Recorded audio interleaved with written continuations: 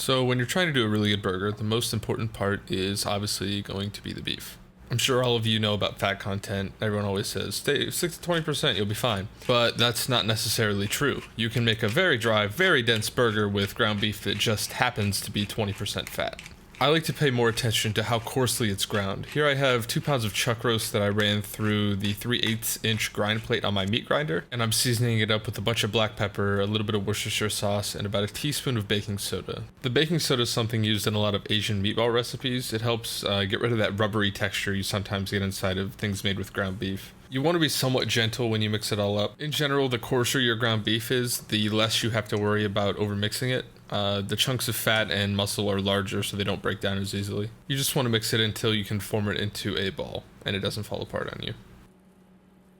I'm using a scale to scale out my patties to make sure they're all completely consistent. A half pound seems to work really well for a steakhouse style burger.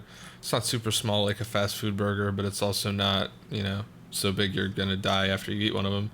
The coarser grind is actually noticeably richer, so that's another reason to go a little bit smaller. Everyone knows how to form a hamburger patty. There's really not that much I can tell you at this point. Try to use patty paper, it makes it a little easier.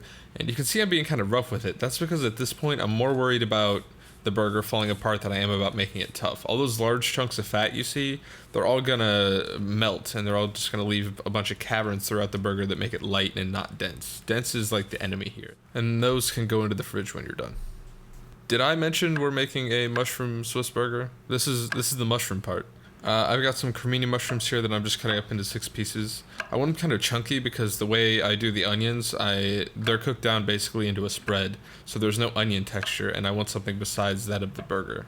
So chunky it is. And I'm going to saute those in a non-stick pan over medium heat with a little drizzle of olive oil, a good amount of salt, and a decent amount of black pepper. Mushrooms take a lot of salt, don't be stingy. They're like 90% water, so we want to get a lot of that water out of them so the flavor becomes more intense.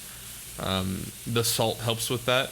You'll see a very clear point where you'll just see a puddle of water in your pan. Once you see that, you just want to cook it away, evaporate it off, and you'll have a flavorful, well sauteed mushroom. So now time for the onions. Cooking these is going to be really similar to doing the mushrooms.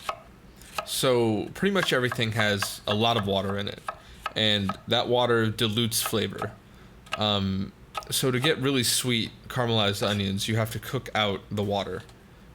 So all of these onions, I have 6 yellow sweet onions here. All of this is going to cook down into about 3/4 of a cup of this like caramelized onion spread.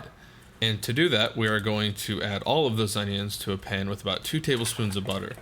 I'm using butter instead of olive oil because butter really works well with caramel flavors, and caramelized onions are very sweet and very caramely. This is also getting a big pinch of salt and a bunch of pepper. The salt, again, is going to pull moisture out, and the peppers just to make sure everything works together and has proper seasoning. You don't want a super delicious burger with amazing mushrooms and then bland onions. So as those cook, they'll go through the same stages as the mushrooms. They'll kind of sizzle and sound like they're drying out, and then you'll hear them sound like they're boiling, and you can see all this water that's coming out. And we're just going to slowly cook these over medium-low heat until all that water is gone. Cooking them with the water breaks down the structure of the onions a little bit, and it makes them soft, very, very soft. And then once the water evaporates, they're going to kind of fry and caramelize and turn brown. They'll get darker and darker and darker. And as they reach the end of their cooking, they get pretty easy to burn. So pay attention. You don't want to waste half an hour of your time. Assuming you didn't burn them and this isn't your second batch, this is what they should look like. You can see there's not much onion texture left. They're just it's kind of like a jam or a marmalade or something. You can still see onion, but you're not getting crunch, you're not getting any texture, you're just getting flavor.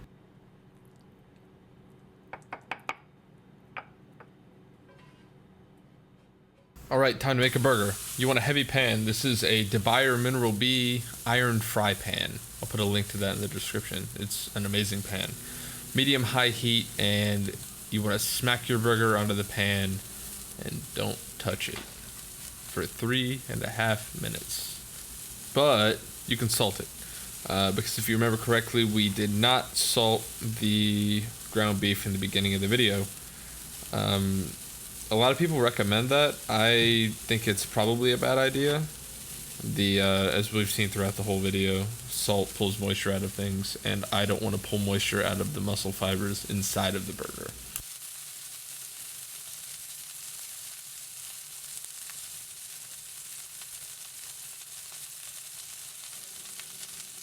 And I wasn't joking about not touching the burger for 3.5 minutes.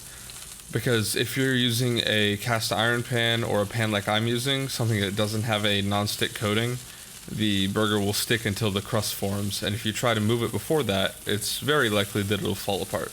So we're going to flip it, season it again with some more salt because you want seasoning on both sides, and let it go another 3.5 minutes.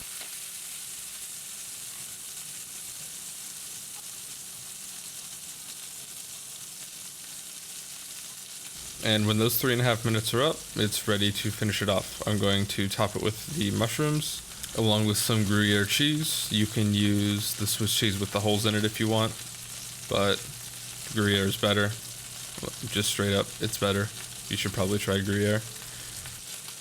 And then we're gonna cover it with a bowl or a lid and take it off the heat while we assemble the rest of our burger. Yay! So I decided to go all out and make some brioche buns. You don't have to do that. You can use store-bought ones, but you should toast them. Bottom bun, tiny bit of mayo, our lovely, amazing burger, and top bun that's been spread with our onion spread mix marmalade thing. And it was absolutely delicious. If you try this out, let me know if you liked it. Maybe post a picture, link me a picture, whatever. I'm going to shut up and let this last clip speak for itself. Thank you guys.